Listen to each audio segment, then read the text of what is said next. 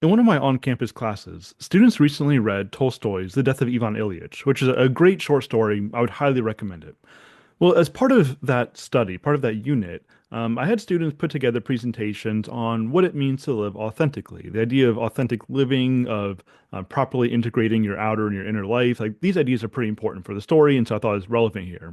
Now, this is an intro level philosophy and religion course, and so I'm not expecting a lot here, but this is really the principal reason for these presentations, for this project, was to help students to ask themselves, like, what does it really mean to live authentically? How ought I be putting my life together?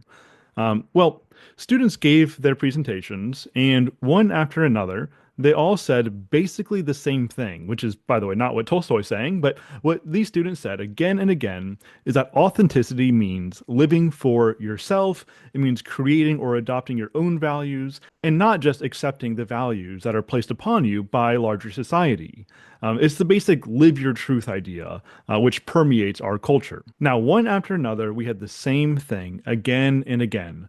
Showing some grace to nuance here, I would say that the content of the presentations was about 90% consistent, probably more than that from presentation to presentation. They all said basically the same thing.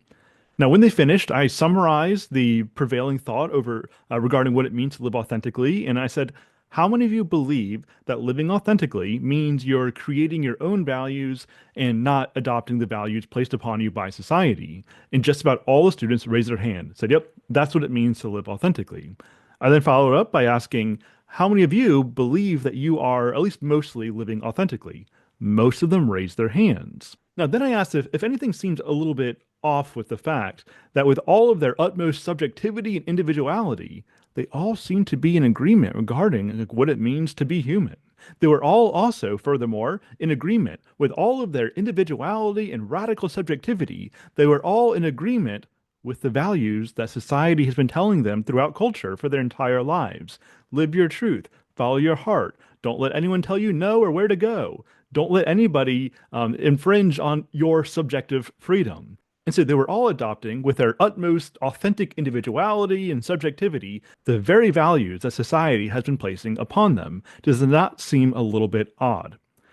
Well, when the realization of what I was saying started to dawn on them, suddenly, like I could see it on their face, the concern. Like some of them were like, seemed to be afraid of what they were coming to terms with, that they were not these authentic individuals that they had thought that they were, but that they may, in fact, that their ideology may, in fact, simply be a product of the times in which they live. They hadn't even considered that thought up to this point.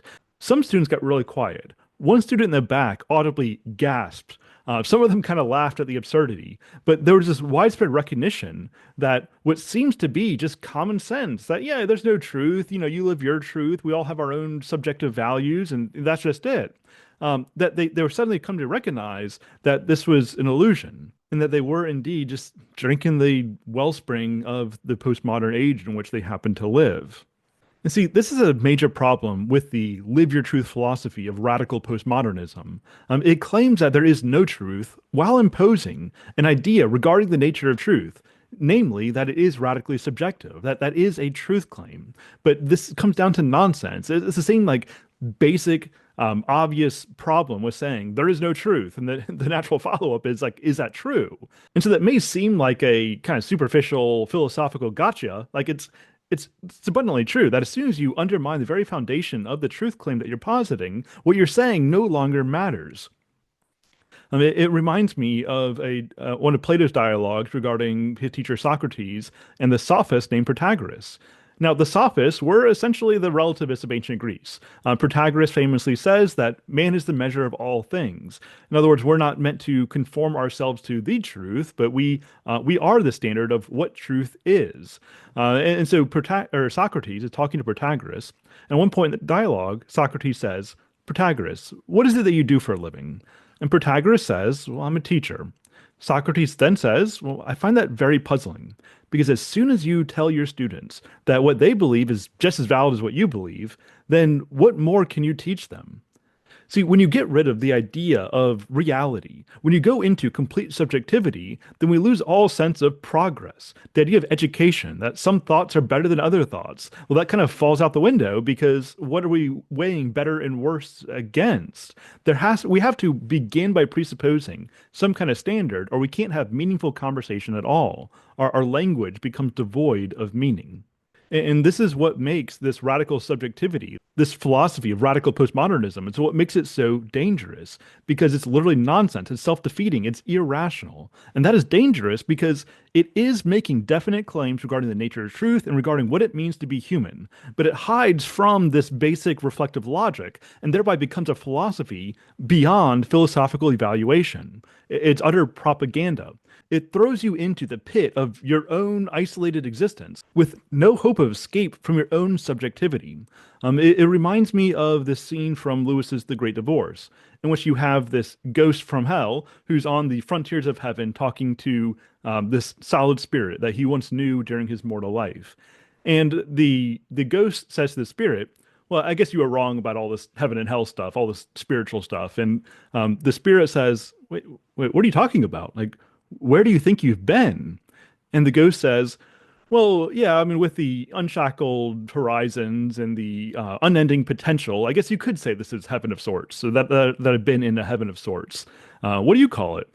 And the spirit says, we call it hell. That what you call freedom, what you call endless potential, is indeed hell because you are isolated from reality. And with this, Lewis is providing a penetrating insight into the postmodern condition. It is radical isolation from others, from yourself, from reality. It is imprisonment that is dubbed freedom.